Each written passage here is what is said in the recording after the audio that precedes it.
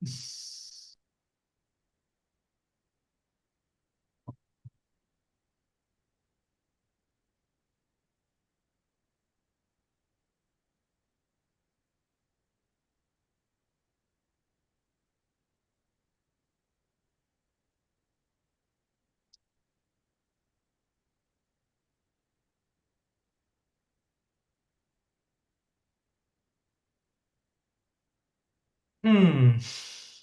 91, 93, 95.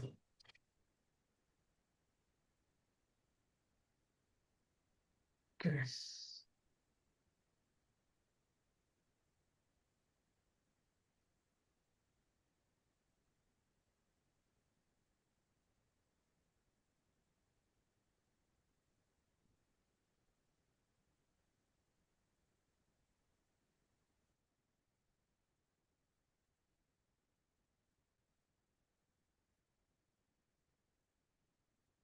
One more minute, everyone. One more minute. I think we can start in 1 minute.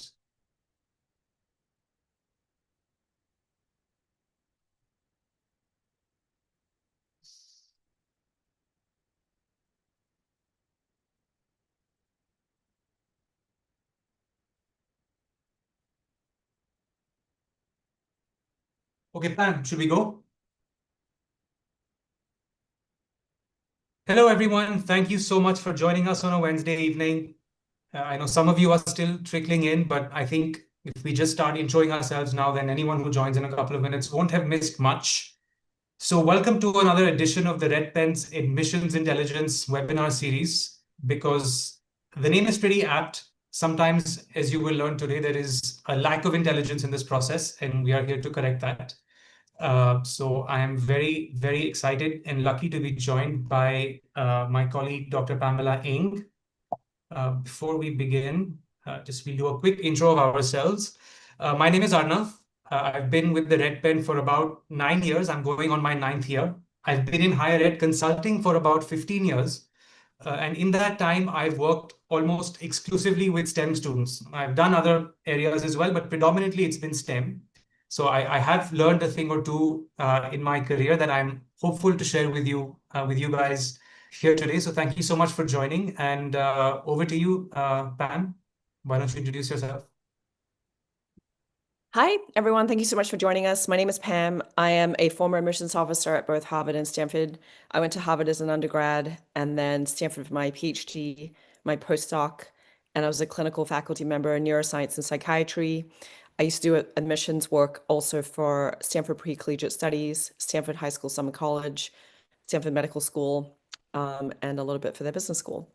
So that's some of my admissions experience.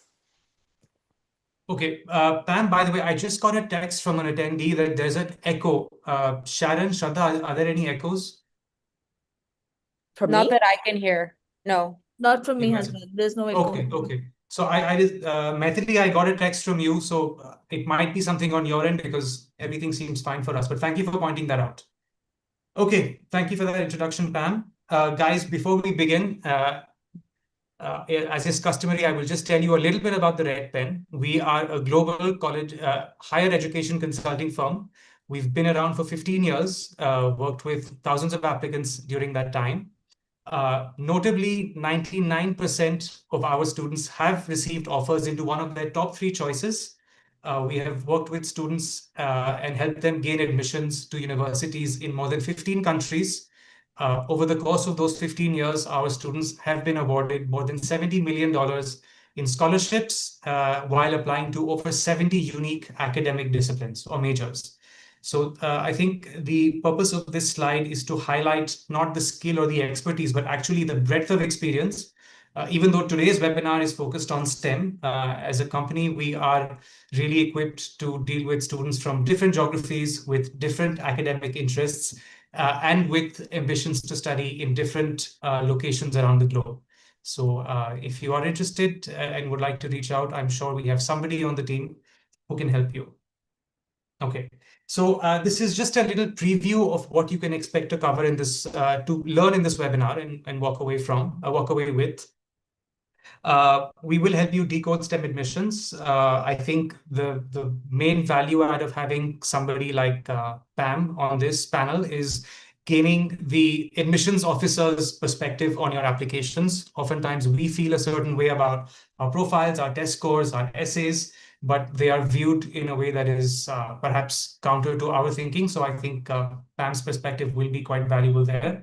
We will specifically focus on the things you can do to build a strong profile in STEM, things you can do to stand out and differentiate yourselves from the other really, really smart and accomplished students you'll be competing with for spots at the best colleges. We will reinforce the importance of doing well academically, not just doing well, but choosing the hardest subjects and doing well in those subjects. So we will talk about that for the curriculums where that's applicable. And finally, how do you put everything together? How do you tie everything together in one coherent, cohesive narrative with the help of essays? So we'll hopefully cover everything that you can do right from grade 8, 9, profile building wise, all the way till grade 12. And then in grade 12, how do you put everything together in this document called a college application? So we benefit from Dr. Pamela Ng's perspective on all these things. And yeah, this is kind of an overview on how STEM applications are read. Pam, what do you want to tell our attendees? What do you think they ought to know about these 4 points?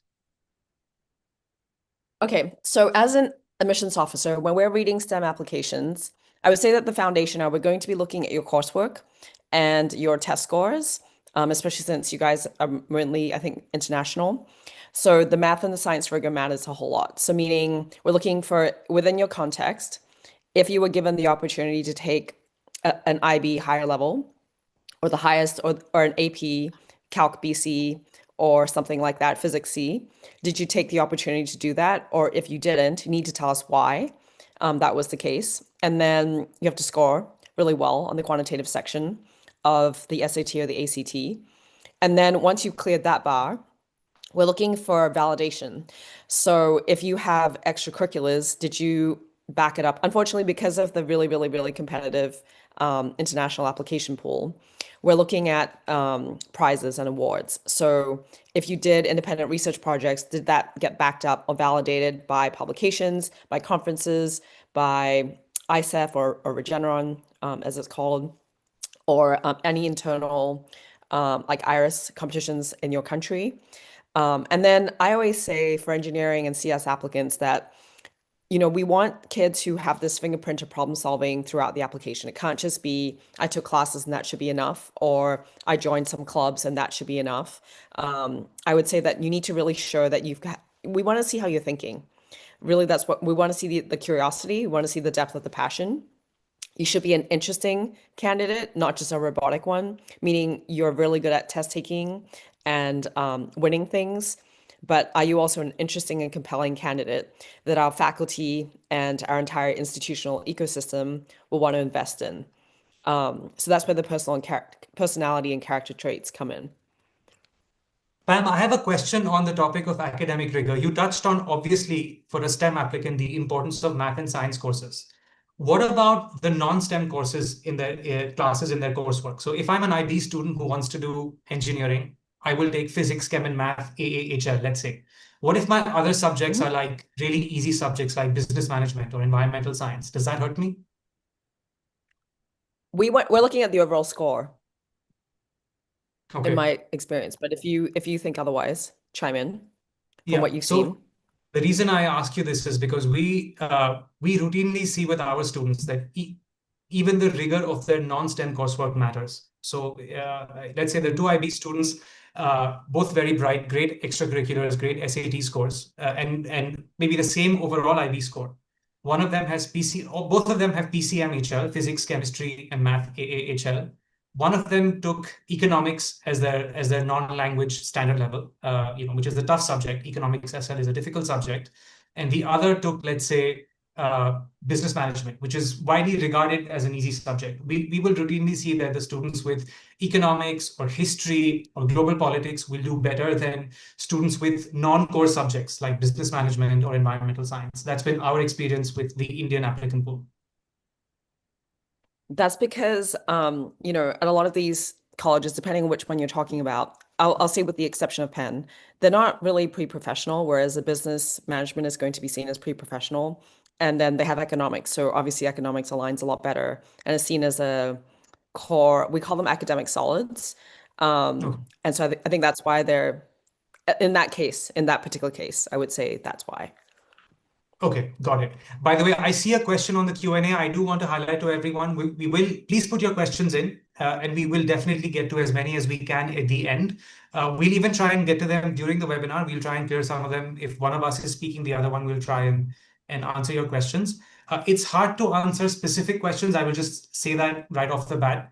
If you're asking specific questions about your profile or your scores, it might not always be possible for us to give granular responses to those. We'll do our best. Okay, but having said that, let's move on.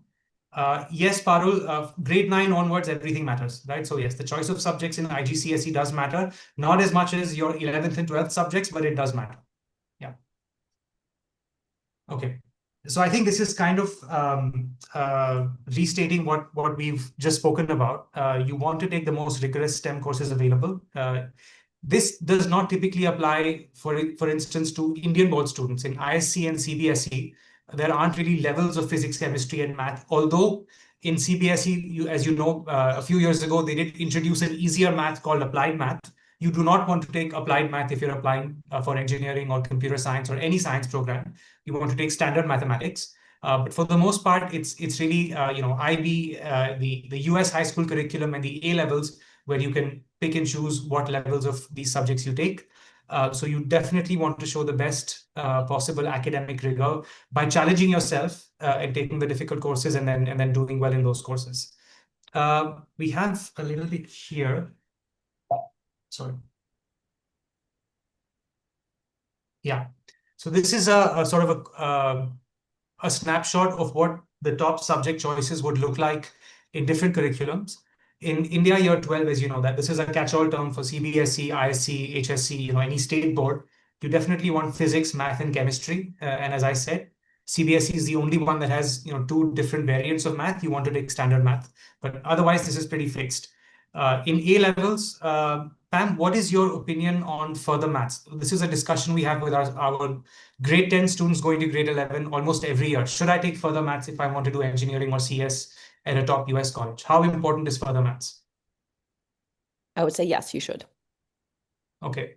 Can you maybe assign some kind of, I don't know, percentage importance, or is it still possible to get in with standard maths? Would you have to supplement it with a really high SAT score? Would you have to do, I don't know, how could a student, let's say they don't have further maths, how would they make up for that? I think you can answer that a whole lot better than I could. Well, Within the Indian yeah, well, I will get to the Indian context, but in your experience, so in your experience, has it been the case that you must have further maths? I would say that, it's kind of like in the US, the argument is, should you take calculus BC, and is required even for business majors? It's because Yeah. they think that this is the first year curriculum and you should have that knowledge. So we want to see that foundation before you head into college. And the faculty also want to see that you have that knowledge and that you do better in classes and hit the ground running. So I would Got it. say if you can, and it's available to you, yes. Okay. So I think Pam makes a good point about whether it is available to you. Now, in my experience, when students have applied from schools, A-level schools, where the school administers further maths as a course, and they have a teacher to actually teach it, students must take further maths in those schools. But Pam, we have a number of A-level schools in India where students are given the option to do the further maths exam, but there is no teacher at that school who teaches further maths as a subject. They would have to study independently. And many students just find that formidable, and they're not Really able difficult. to. Yeah, so in those cases, we have seen students get into really good colleges, engineering, computer science, lab sciences, math, without further maths. But I would say that's about the only situation in which that concession is made. In general, you should be taking the highest level of physics and math that your school teaches. Okay, so in the case of a school that offers the further maths exam, but without teaching it, you may be exempt from that requirement. And that is more of an outlier case than a standard case. In IB, of course, you take physics, chemistry, and math, AHL. I think there's almost never a discussion on that. Everybody knows that's what they need to do. And in the US curriculum, you definitely want to do AP Calculus, BC, as Pam said, even for business, much less for engineering and STEM programs. You'd want to take Physics C. Pam, what is your opinion on the two Physics Cs, the mechanics and the E&M? Is it not important which ones they do? Should they do both? Again, it's dependent on what's available to you. However, I would say that some colleges don't even give you credit for AP Physics 1 and 2 versus AP Physics C. And they want to see C because 1 and 2 are non-calculus based. Yeah. No, I mean Physics C, but there are two Physics Cs. There's mechanics and then there's Oh, E&M electricity. and Yeah. yeah. So should you do both? Usually I tell students take both. Okay. So yeah, I think I agree with Pam. In my experience, the best results have been for students who did EP Calc BC, as well as for Indian students, at least one of the two Physics Cs, usually mechanics because it's grade 11 syllabus, whereas E&M is grade 12. But if you're a US-based student, then yeah, I think the expectation is that you should do both. Okay, so I don't want to spend too much time on this. Pam, this is a slide that you're very familiar with. What do you think this tells us about the importance of math, SAT math, and math overall? Yes. So I really like data. And when people ask me how important are standardized tests for STEM, I point them to looking at the median or the average SAT math score. And I also like evidence, meaning this is from the mouth of Stu Schmill, who runs MIT's admissions. He says, right, there's no pathway through MIT that does not include a rigorous foundation in math, mediated by many quantitative exams along the way. So it is not surprising that the SAT or the ACT math exams are predictive of success at MIT.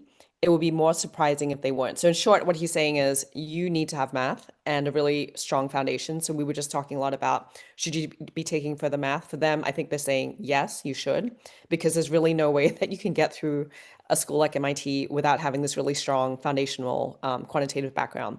And then I also like data. So if you look at the median SAT math scores, they're pretty much almost all perfect or really high towards perfect. CMU is a little bit lower because they're also it used to be pretty much a state school, meaning admitting a lot of people from Pittsburgh. But I would say that this is pretty evident how important standardized tests are for STEM kids, especially when you're foreign. So when you're an international student and we don't have a test score, that's really that's going to be difficult. Yeah, I will just contextualize this a little bit for the Indian applicant pool. This is obviously these ranges are for their overall applicant pool, a large chunk of which is domestic US. In India, if I'm looking at kids who've been admitted to these engineering programs, I don't recall a single score below 790, definitely not below 780. So you're always, as Pam said, you're evaluated in the context of your school and then your country. So yeah, Indian students will score 780 to 800, and the vast majority of the kids getting into these colleges have an 800 in math. That just gives you an idea of what you should be aiming for if you're aspiring to these names. Okay. We were actually, both of us, kind of on the fence about whether we should include this because maybe it's too granular, but I think just for the benefit of helping you situate, scores towards different colleges and giving you ranges, I think this might help a little bit. The first category of colleges, HYPSM, you'll hear this term every now and then, HIPSM, Harvard, Yale, Princeton, Stanford, and MIT. These are the five most elite, quote unquote, colleges in the US. So you'd have a certain academic threshold for those colleges. The remaining Ivy Plus, which is the remaining Ivy Leagues in Duke and UChicago and Johns Hopkins, you'd have slightly maybe lower. And again, some of these numbers are a little bit arbitrary. It's more to kind of give you an idea of how competitive the applicant pools for these colleges are. And then the next category over the public Ivies, as they're called, UC Berkeley, UCLA, UT Austin, U Michigan, Georgia Tech. And then you have privates like NYU, USC, Tufts. And then you have, the top 50 publics like your UIUC and Purdue and Wisconsin. So as you can see for STEM, the thresholds are pretty high across the board. And what I will tell you is that for those first three categories, HIPSM and then the other IVs and then the public IVs, the academic thresholds actually don't matter. I mean, these numbers are almost arbitrary, almost meaningless. The kids getting into those three categories all have absolutely standout scores and grades. What probably differentiates them is the level of extracurricular recognition. So you recall that Pam said, admissions officers are looking for awards and research conferences. So somebody getting into HIPSM may have won a medal at an international Olympiad, whereas at the other Ivy, they may have not won a medal, they may have just participated, or they may have made it to a training camp for the Olympiad. So that is what really distinguishes a kid getting into the first year from the second or third. It's the extracurricular achievement. The academic thresholds are pretty much high across the board. Okay, so this is probably my favorite slide in this whole deck, Pam, because I think it's especially sort of relevant to us when we're talking to our students, because oftentimes students will come to us and say, well, I've done this amazing research. Look at this amazing, quadcopter that I built, or this robotic arm that I built that can help an amputee regain motion or dexterity, or look at this internship I did at this, drone company. So activities are really important in your application. Having unique, personal, and high-level, technically advanced activities, that is really important. But as Pam said earlier, you really need to balance that with recognition. Okay, and one thing I will tell you is most admissions officers at the top colleges are not STEM people. They're not people who majored in STEM in college. Right, Pam? Am I correct on that? A lot of them are like social studies, humanities, the majority of them. So they may not be able to independently, grade or judge the quality of your science projects. What they're relying on is those projects having been published in research journals that they're aware of, winning prizes in competitions that they're aware of, or you winning honors in Olympiads and competitions that they know of, right? That's how they can situate you within a global applicant pool.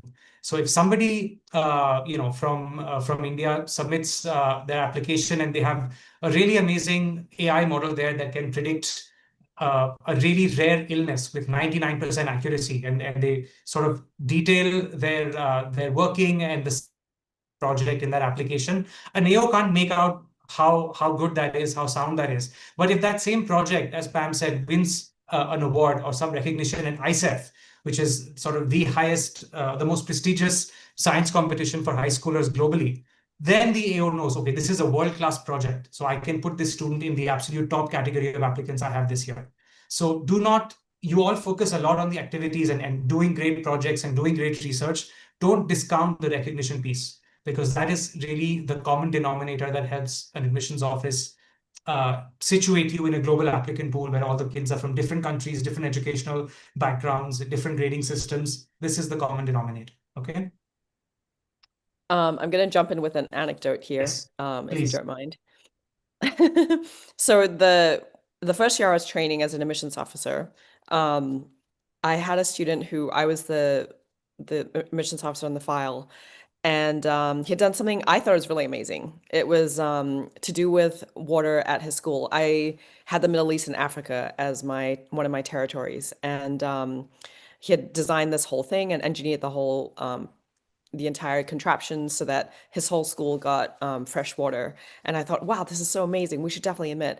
And I got totally shut down because it wasn't really, I think, I have a lot of empathy for where you're sitting right now, because I used to think these things were really amazing, but without the external validation, it's really tough, I think, for AOs to decide whether or not that's good enough. The other thing you need to remember with these competitions is that school level achievement is not going to be as strong as, say, state, regional, national, international level achievement. So the fact that you did something at your school and did this amazing contraption is great for the impact of the school level, but we want something ideally beyond that.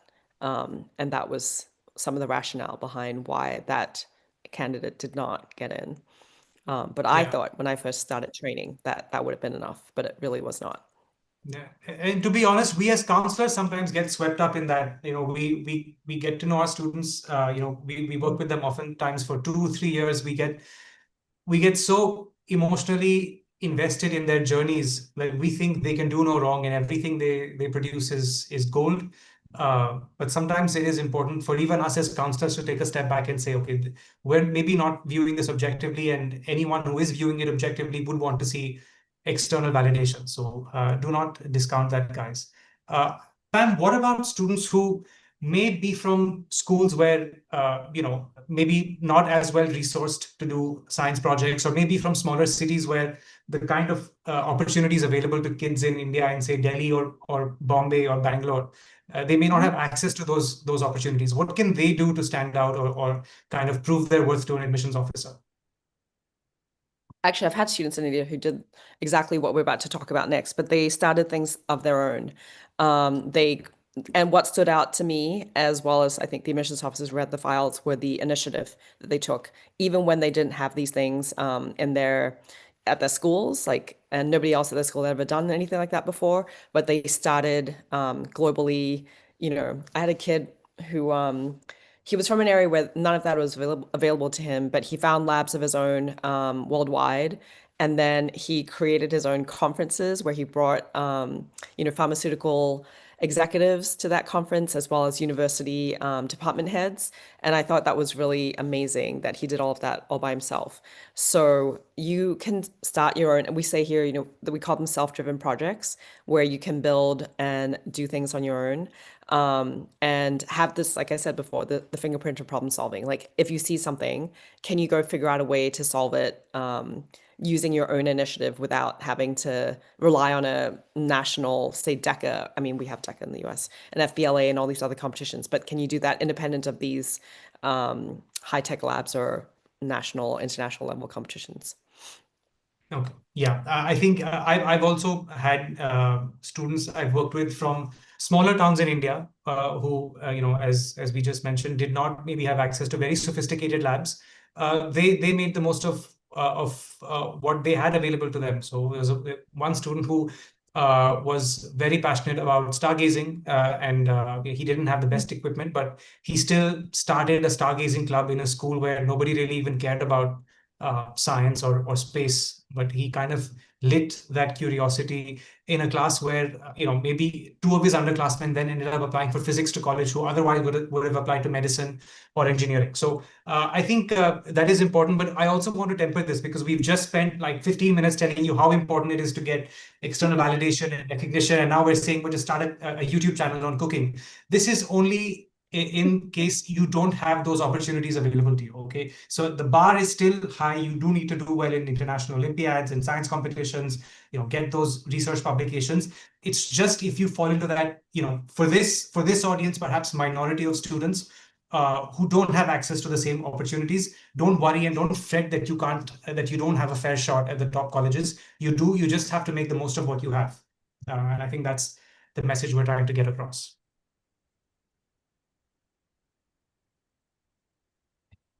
How are some of these, I guess, honors or recognitions viewed, Pam, in applications? So Olympiads, Regeneron, research publications. Would you rank these? So you go first and I'll go. I mean, I also have experience with some of these, but why don't you go first? Olympiads versus science fairs versus research publication.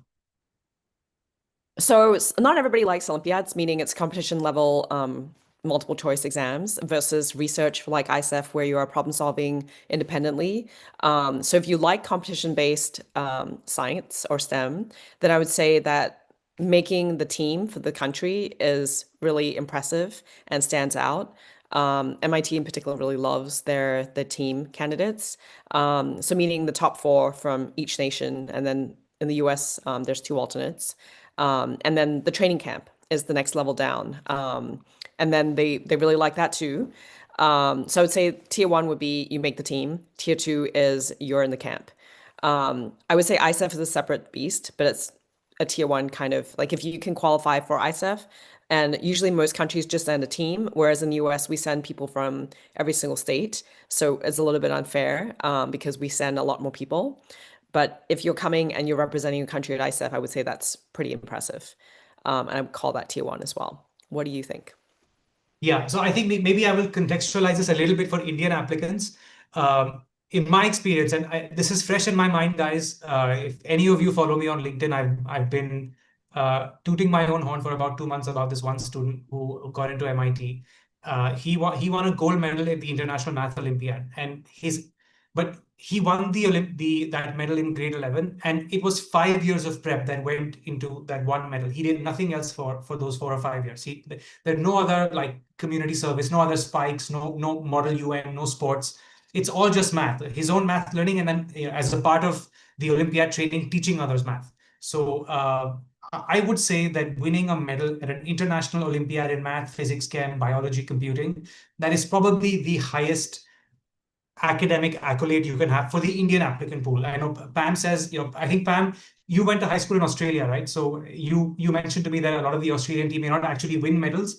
In India, out of six IMO team members, all six won medals. There were 3 golds, 2 silvers, and 1 bronze. So actually, the college admit results kind of were in that order. So the gold medalist did the best. They all got MIT. And then the silver ones, I think, are going to Oxford and Cambridge.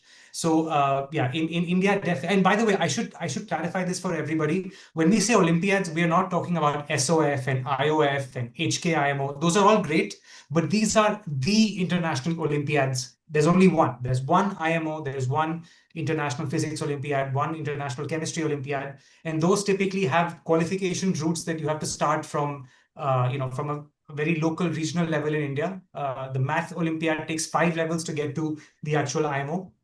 So that is the absolute top level.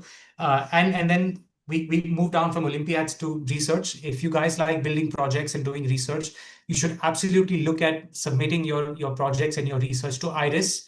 IRIS is a national science fair in India, and the top 20 candidates at IRIS are sent to ICEF, which is the international competition Pam has been telling us about. Making it to ICEF is a huge deal. I don't know anyone who made it to ICEF and did not have a really good college admit. Winning awards at ICEF is even bigger. I mean, you are basically guaranteed that first tier of HIPSM, as we call it, right? Harvard, Yale, Princeton, Stanford, MIT from India. If you win an award at ICEF, that's pretty much a lock. Pam, do you think research, like publication in a good journal, is that a little bit, like, would that rank a little bit below ICEF for an admissions officer? How would they view that? And what about pay-to-play because journals? not all. Can you please clear that up for us? Yeah. So we are obviously going to value peer-reviewed journals over high school publications. There's been kind of it's called ProPublica. It's a public news agency here in the US, and they kind of exposed that there are journals connected to consulting firms like, not to throw them under the bus, but Ingenious has one called Scholar Launch. And they have their own journals. So they don't value that as highly as if it were a peer-reviewed journal, because essentially you're paying to get your publication into that high school journal. So those are going to be valued a whole lot less than having either going to a conference or having when we say credible, we mean peer-reviewed. And by the way, you were saying that a lot of admissions offices, it is true that a lot of admissions offices are humanities majors, but if you get someone like me on your committee, you're going to be in trouble, because I will know, what impact factor your journal had. I know that, what your role was. I'll be very well versed in all of that. And they do, and they can call on experts to weigh in. So again, I wouldn't, in this regard, I'd be really careful about what you're listing and where you're publishing. Yes, I think this is a very important message for our students, because you guys are often coming to us with names of journals where, as long as you're willing to pay the fee, you will get published. And those journals are not making any difference to your college application. It is, as Pam said, the prestigious ones, the selective ones that are not pay to play. Okay, so if you're working with the Red Pen, please speak to your counselor about which ones matter. We know which ones do and which ones don't, and we can guide you. Okay. Slide. So these are some of the, I guess we kind of covered this in the last one, but we've kind of split Olympiads and summer programs into different tiers based on how much weight they carry. We've talked enough about Olympiads and competitions. Pam, do you want to say a little bit about how you view these summer programs? So first of all, I would say I have one question before we get. I'm so sorry to cut you off. No. Is some summer programs are viewed as awards in a sense, like just being admitted to that program, like RSI or SUMAC, it probably doesn't even matter what you did. Is that correct? Is that a correct assumption? No, we have denied. So at Stanford, we have denied RSI candidates. I remember there was a kid from Israel who we denied because his application just didn't seem serious or strong enough, aside from being admitted to RSI. So despite being admitted, if you write your essays and they don't evince any intellectual vitality or depth, we can still deny and we will deny. So it's not an automatic yes. Okay. Whereas I would say that we have admitted a lot of ISEF candidates, especially if they won huge, where the essays weren't maybe so strong, but that award itself was strong enough that it did carry the way through. And then that's with exactly. SUMAC, sorry, Sorry, go ahead. Go we'd ahead. like to have 2 years before. I mean, it's not essential. Like we still do take candidates with just 1 year, but usually it's 2 years before you can get a letter of rec from Rick Summers, who was the director of the program. Sorry, could you clarify that? I didn't understand the 2-year, 1-year rule for SUMAC. So I don't know if it's still the case, but it used to be that Rick Summers, who runs the program, he won't write you a letter from SUMAC unless you've gone 2 years in a row. Okay, so you've attended twice. Wow. Yeah. Mm. Okay. I know I could count on one hand the number of kids I know of who got into SUMAC just once, let alone twice. Sorry. That is a Yeah. tall order, yes. So these are definitely to my knowledge, in my experience within the Indian applicant pool, these have definitely resulted in the best college placements, guys. RSI, the RSI that happens at MIT and SUMAC. And then again, when our team ranked these summer programs, we were relying on our historical admit data, which showed that RSI and SUMAC students have done the best, followed by MNTSI at Penn, that is the Management and Technology Summer Institute at UPenn. And then the next year in was RSI India, Promise, Ross, and ASIP. For those of you who may not be familiar, RSI India is kind of affiliated to the main RSI in the US. It only started last year. So we've actually only had one cohort of RSI India students. It's hard to extrapolate, that the admit results of those students into actual recommendations. They mostly did very well. Most of the kids who went to RSI India did very well, but the second cohort is about to start in a couple of weeks. So I think once we have this year's class of students, their college results, then we'll be in a better place to tell you how RSI India ranks. I think Pam wanted to put it one level up. So Pam, you probably will be right. Let's see with the college results from this year's graduating class. But yeah, so I think summer programs are definitely a great way to explore your interest. If you're not doing one of these prestigious summer programs, don't expect the program to maybe move, just being a part of the program to move the needle on admissions much. You can still go to other summer programs. You learn a lot. It'll be an enriching experience for you. It'll be great exposure, being alongside students from different countries who share your same academic interests. But they just may not impact your admissions chances much at the top universities. So we talked a little bit about traits, Pam, in one of those earlier slides. Do you want to tell us a little bit about how these come through and which ones admissions officers really look out for? Yes. So I talked a little bit about initiative. STEM is hard, right? Being a scientist is hard work. So we want to see that resilience and that problem solving and collaboration. There are certain schools where collaboration is really, really important, especially the STEM schools, because they know that science rarely gets done by a single individual. Mostly you're working in teams. So it's really important for them to see that. So for example, at Dartmouth, if you don't have a lot of community type of activities in your extracurriculars, meaning a lot of what you do is solo, they will deny, because that's something that they're looking for. Same thing at CMU and MIT. And then, again, because STEM is so hard, you have to be really resourceful and creative. So we want to see that in your extracurriculars. We want to see that reflected in your letters of recommendation.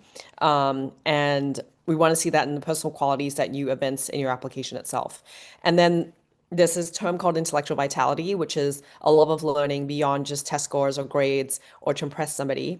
But do you have, we want to see the life of your mind. Like, how does your mind work? How are you thinking about things? Stanford has an intellectual vitality question. And we ask you in that question, what excites you, which is, I think, a very misleading way of asking it. But really, they're trying to ask you if there was a topic that you're so interested in and you can't stop talking and thinking about it, what is that thing? And that's what we're looking for. We're not looking for a Wikipedia rabbit hole or anything like that. We're looking for, but what's the question that's never ending that you can't stop pursuing? And then, of course, because it's really important for scientists to communicate, we want you to explain your ideas clearly to us, especially as Arnav said, not all admissions officers are going to be STEM experts. So can you explain it to their level and communicate it in a way like what you've done so that they can also understand it? I think that's really important because a lot of STEM kids begin to use a lot of jargon, and it shows us that you don't really understand your own work when you can't explain it simply to us. Great. I think this will tie in nicely to this slide, which Pam is all yours. I will just set the table, guys. For those of you who are heading into the US application process, for most colleges, you will have one main personal essay called the Common App essay, is a part of the that will be a personal essay. It's not meant to be an academic essay, although in some cases it does one. And then every will have its own set of supplemental essays where they might ask you why you want to attend that particular college, why you want to attend that course. Pam, am I breaking up? Because I just got an error from Zoom. Yes, you are breaking up.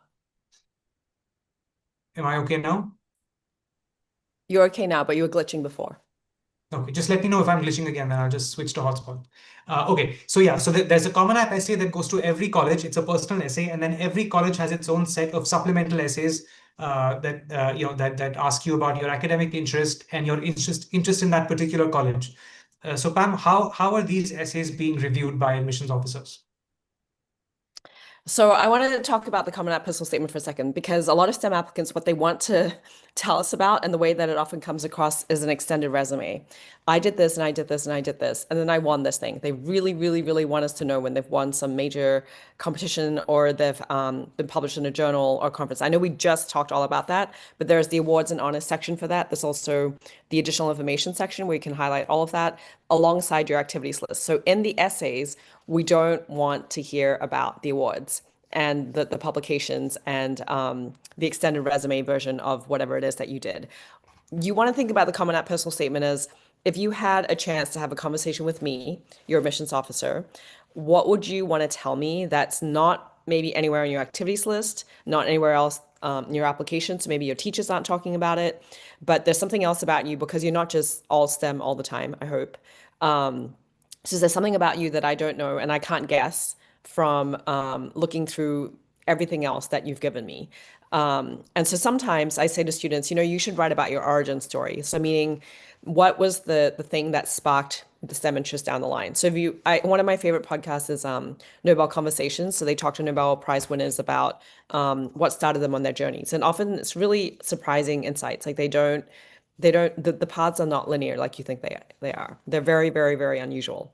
So we want to hear that because it's inspiring, it's interesting to us, it gives us some insight into who you are. So I'll say that about the Common App personal statement is that really I would use it as an opportunity to tell me something about yourself beyond your resume. And then a lot of colleges have this why major essay. And here is where you can really go nerd out and you can tell us all about the thing that you've been working on and what makes you excited about it. Show us your passion for it. Get us excited. So even if it's something that I've never heard of, like if I get really excited or really intrigued reading it, whether it's because you're so interested in lipids in the fossil record or I don't know if you probably have a bunch of examples as well, but I'm blanking right now. Or you're really interested in environmental justice and GIS. Tell us why. Tell us what it is that drew you to this thing in the first place. What impact you've had with it. What's unusual about it. We want to learn about you. So a lot of times, what ends up happening, I think, in these supplemental why major essays, is students focus too much on the college. Like when I read them for Stanford, they're always telling us how good we are. I'm like, we know that. We want to learn about you. So don't tell us about ourselves. They'll use it as an opportunity. There's a question that got worded, I think, poorly, but it's one about how are you going to contribute to Stanford, next 4 years. And they're not asking for what makes us good, like, and then students go and look up all the labs and the instructors and whatnot. But I think that's a real waste of either 100 words for a school like Yale, or 250 in our case. It's a real waste of 250 words to talk about us versus yourself and what makes you really excited about that thing. So, Pam, this could just be because Stanford is so hard to get in anyway. So it's not that the students didn't get in because they didn't have good IB essays. But I've always found the Stanford IB essay the hardest to crack. How is Mm. that? And what many students who apply to Stanford in the regular decision round end up doing is they will repurpose a Y major or Y college essay they wrote in the Mhm. early round for Stanford. How is the Stanford IB essay different from any other Y major essay that you might write for another college? Oh, it's completely different. It's not even close to being the same. I would say that you're looking for a question in your major. So let's say that, give me a major. Math. Okay, great. I actually have a good example of that one. Actually, I don't understand a lot of it, but I had a student who wrote about Markov chains, and the IB question it was around gambling, and I know. Or another math one was around pirate economics. So again, right, very unusual. But you wouldn't write about economics per se for that essay. You would write about what's the central question about that topic that really excites you. But that the answers to the question can't be answered easily, maybe within 4 years or maybe your whole lifetime. So maybe this is a question that you have to pursue to the ends of your days, right? And maybe you can never find the answers to it. That's what intellectual vitality is not at all a Y major essay, So if that's that makes very sense. interesting because as a counselor, I mean, at TRP, we've had a number of Stanford admits over the years. I, as a counselor, had Yeah. one just this year. And after like this litany of rejections that my students had faced at Stanford with what I thought were incredible, like really ornate, almost IV essays, this one, the one that the student who got in, wrote a very simple, very simply worded, almost plainly worded essay on like problems in math and physics that had excited him in the past. And how like it was that feeling of surprise. He would feel surprised when something in physics or math would pop up while solving a problem unexpectedly. And it's how he was like, that's what drew him to the study of math and physics and sort of the union of math and physics. I didn't love the Mm, essay. And mm, going by the quality and caliber of essays that had been denied, I thought, this probably wouldn't make the cut, but it did. But I think it kind of ties into what you said about something about the subject that will keep you engaged forever or for the rest of your life. And I think that did come mm. across in this essay. So it could have been that. Could have been. Um, okay. Yeah, the IMO gold medal wouldn't have hurt either. But anyway. So I think one of the discussions that we have with our students is not a very common discussion because a lot of like the Indian engineering are more interested in conventional STEM programs. But there are maybe about 15% of applicants who are also looking at less traditional or more liberal arts inclined STEM programs. And we thought we'd kind of contrast the two for you. Um, at their core, Pam, how are engineering programs at Harvey Mudd or Swarthmore or Tufts different from like, Georgia Tech or UC Berkeley or Penn? Very broadly, there's going to be more of a emphasis on coursework outside of just pure STEM. So if you don't like writing and you don't like reading, which a lot of my STEM candidates don't like doing, some of them tell me I want to never write a non-technical paper again in my life, is how they express it to me. So I would say that the liberal arts core or the liberal arts schools are going to make you take writing classes, and you have to, have this broad knowledge in history and the arts and music and all these other areas that maybe you as a pure STEM candidate may not be so interested in. So, whom do you think a liberal arts STEM program is good for? Is it a student who, I heard another counselor based in the US say that she was an academic dean at Tufts, and she said our engineering program is good for students who kind of like math and physics. They're good at math and physics, but that's the extent of their interest in STEM. They don't know much beyond that. So are those the students who should look at liberal arts programs who haven't really who haven't gone too deep into their interest in, say, engineering or computer science? So you're saying that the Tufts program attracts students who aren't super, like they don't have a ton of depth Who in. who haven't explored STEM in the same way that traditional STEM students have, in the same depth. Interesting. And your question was, So sorry, say is that that again. is that the group of students you think should consider a liberal arts STEM program, the ones whose interest in STEM may be more surface level, who maybe have not gone too deep in any one area of engineering or computer science? Not necessarily. The only thing is that the schools may not want to select you. The more conventional, heavy hitting STEM programs, you may not have the depth and the rigor that they're looking for. But the nice thing about the humanities and the liberal arts is that as scientists, we get told that you get inspiration and you learn from areas outside of your own field. Like when I was training as a neuroscientist, I wanted to take classes in certain areas that I thought were going to be helpful for me, like statistics and whatnot. And my PI said, you should take a zoology class. I was like, zoology? I work with humans. Why would I want to take a zoology class?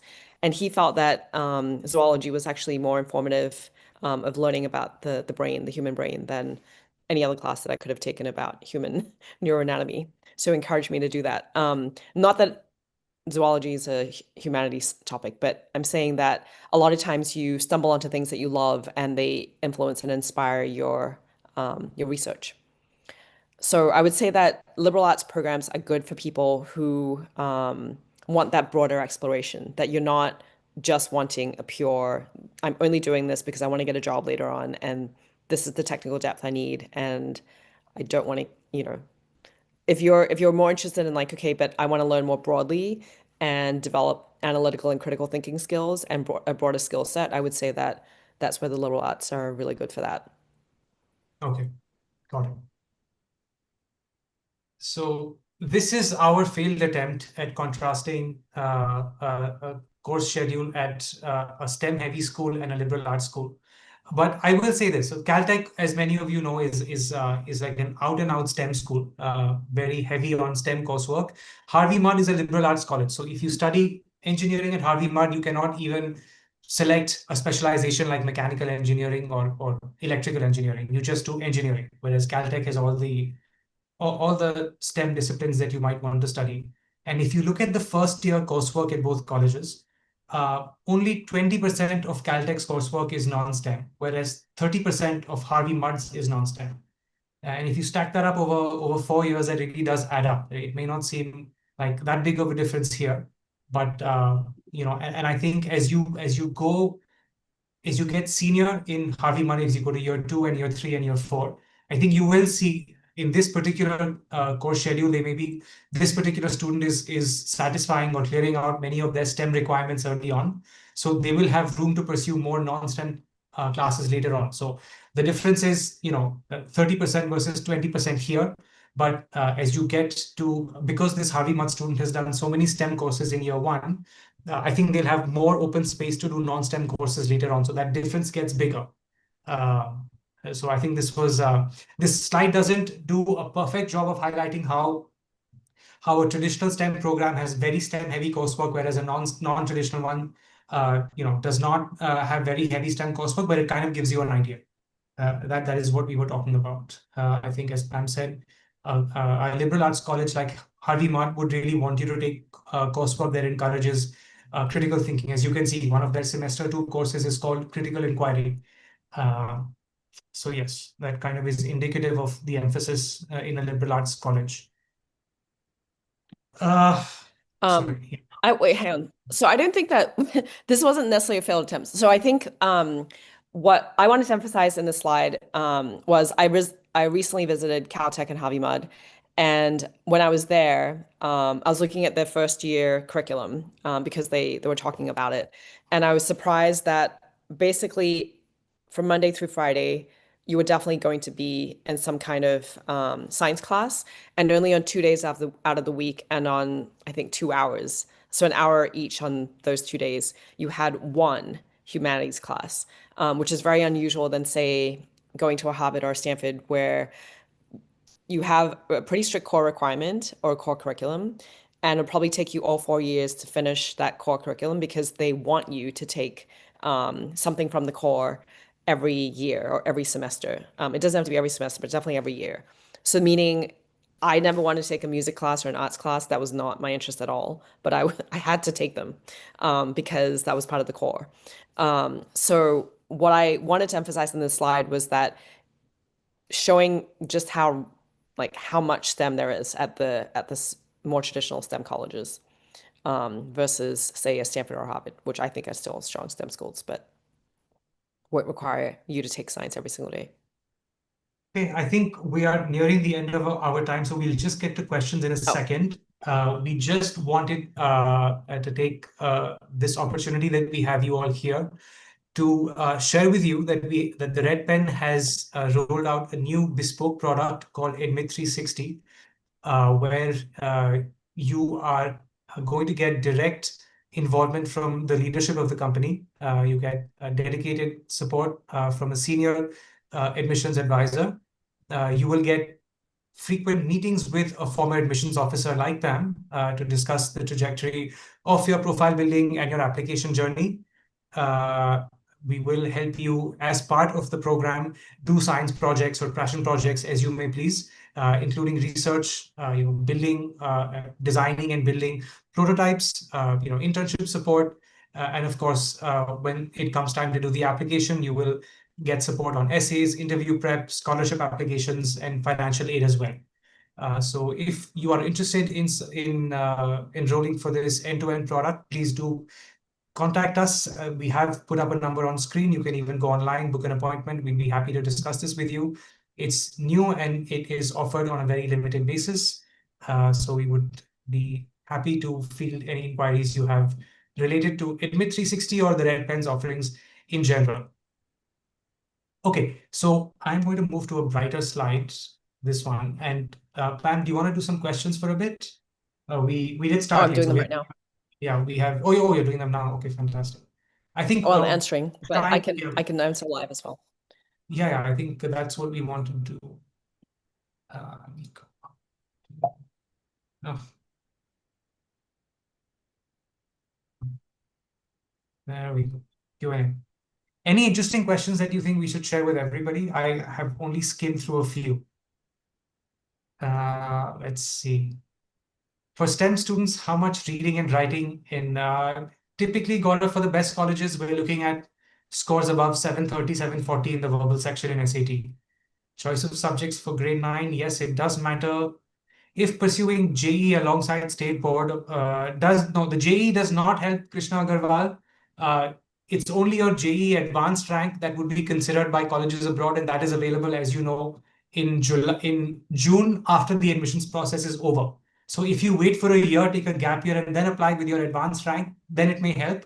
For the top colleges, you probably want to rank in the top 50 in JEE advanced. Do IB students get an edge? Sana, no. I think every applicant is evaluated in the context of their board. So admissions officers just want to see that you've made the most of your academic curriculum.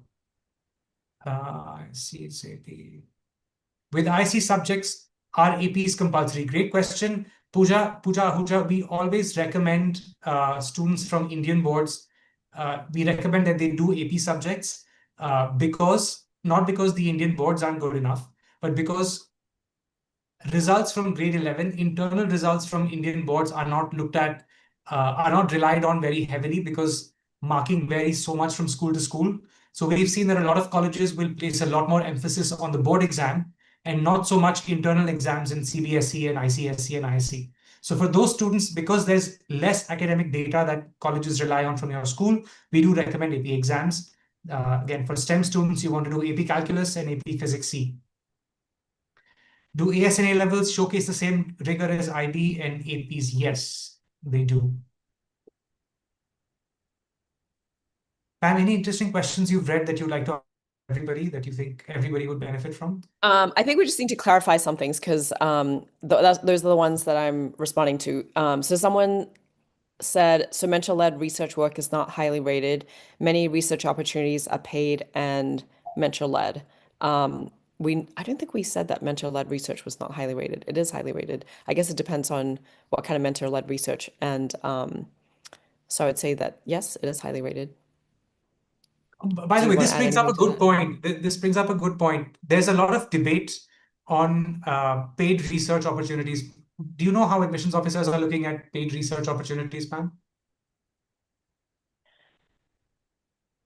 Paid meaning you paid or you get paid? No, meaning you paid to get the research opportunity. There are many companies that offer this service to high school students globally. We care about the outcome. So sometimes what you end up getting is a review paper, which is not as highly regarded. Okay. If you've done research but couldn't publish it, how is a technical blog ranked? What do you think? It's ranked lower, but it's better than nothing. Okay. How credible are Olympiads like Pascal from the University of Waterloo? They are credible, Advait. I think I may have been a bit dismissive earlier when I said we're talking about the international Olympiads and not the Waterloo ones and not the HKIM or SOF. That doesn't mean the other ones are not valued. They're just not valued at that same level as an international Olympiad medal. But any academic competition that you take part in and win any kind of recognition in, it all matters. It's just that those international Olympiads, those can clinch an application just by themselves. You have a gold medal at the IMO or the IPHO or a silver medal, that can clinch the application just by itself. Whereas for these Olympiads that you've mentioned, you would still need to have a broad profile with activities and extracurriculars and research or community service or whatever the case might be. For taking up STEM, is it obligatory to take add math in 9th and 10th? It definitely helps. If you have an additional math, does it definitely help? It's often much harder to transition to IB higher level math, AAHL, or A levels maths if you didn't have add math. So that's probably where it plays a bigger role. Courses. You're If I glitching a bit, take, by the way. sorry? I said you're glitching a bit, by the way. I don't know if it's just for me, Okay. but No, it's probably for everyone. Am I okay now? yes. Okay. If I take math AAHL in grade 11 and I'm not able to cope and then change the subject in the end of grade 11, will that have an impact on my admission? Yes, it will. But you should not stay in a subject in which you're not able to cope and you're doing poorly. So if you're doing poorly in math AHL, if you're barely passing, yes, you should switch. But unfortunately, that will impact your admissions chances at top universities. Will it matter if I take CS HL instead of chemistry HL? Yes, it will matter. Chemistry HL will be preferred for a CS major, Ashika Jain. You'd want to have physics, chemistry, and math HL ideally for CS at a top college. If you're not able to manage with PCM HL, then you can drop chemistry and take CS. It's not a deal breaker, but chemistry would be preferred. How much weighted to be strong? Do IB students have to take APs? No, they don't. And in most cases, they should not. By the way, this reminds me of a really interesting point, Pam, that you brought up when we were doing the run through. You said Harvard admissions issues admissions readers like this guide on how to rate applicants. So do you want to maybe tell us a little bit about what the top tier of A levels and IB applicants look like? It's not just Harvard, Stanford does it too. Every school does it to train their Sure. admissions officers. But I think was this about the number of A Yeah, levels? the number of HLs and number of subjects, yes. Yes. So it's like 6. No, it wasn't, sorry, it wasn't HLs. Well, it was 4 and 2 for the IB, so meaning 4 HL. And then for the A levels, it was 6 plus as the tier No. 1. Yeah, so the highest academic rating at Harvard and Stanford is given to students who took 6 A levels. If you're from the A levels curriculum, if you took 6 A level subjects, which is very hard, and if you're from the IB, it's if your 6 IB subjects had 4 HLs. Now, we don't recommend that across the board because the vast majority of kids who've gotten into the best colleges, had 5 A levels or did 3 HLs in IB. But if you feel that you can kind of digest that academic workload, then that's definitely something you could consider if you're looking at the top programs. Is there anything else, Pam, that you'd like to share? Any question that you'd like to answer for everybody, or do you think we've covered everything? I'm just looking through all of them. Sorry, I've been trying to respond to as many of these as I can. Yeah, I know.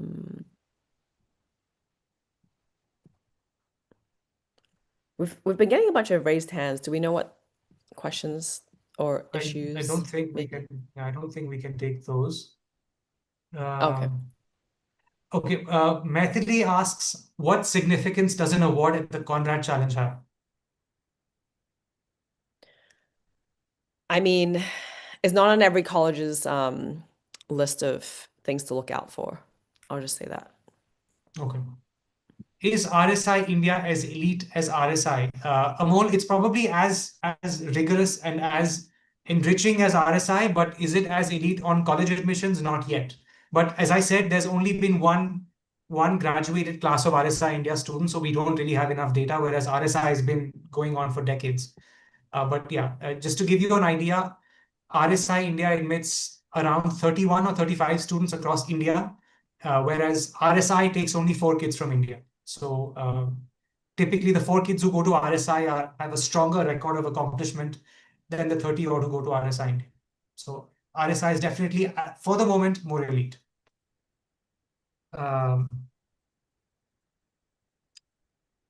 Is design tech acceptable as a science along with math? It's acceptable. It is a science, Hetal Thakkar, but it is considered an easy subject. So not an ideal subject to have if you're applying to a top school. You would rather have chemistry or computer science.